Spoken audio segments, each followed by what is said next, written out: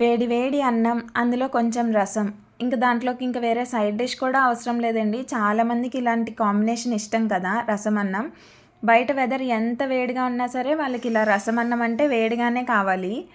So ఈరోజైతే beetroot రసం చూపిస్తాను. ఇది వేడివేడిగా తింటేనే చాలా బాగుంటుంది. అందుకే వేడిగా తినడం ఇష్టం ఉన్న వాళ్ళ కోసం అని అంటున్నాను.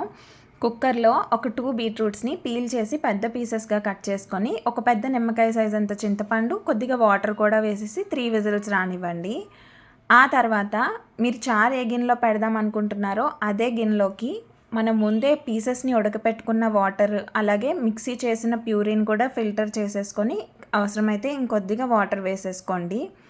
ఉప్పు, పసుపు, కారం, మిరియాల పొడి, కరివేపాకు, పచ్చిమిర్చి వేసుకొని బాగా మరిగించుకోవాలి. ఇలా మరుగుతున్నప్పుడు అందులోకి కొద్దిగా ధనియాల పొడి, ఇంకా రసం పౌడర్ వేసేసుకోండి.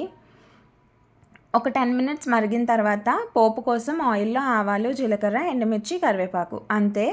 తాలింపు వేసేసుకోండి. రసం అద్దిరిపోతుంది. ఒకసారి ట్రై చేయండి.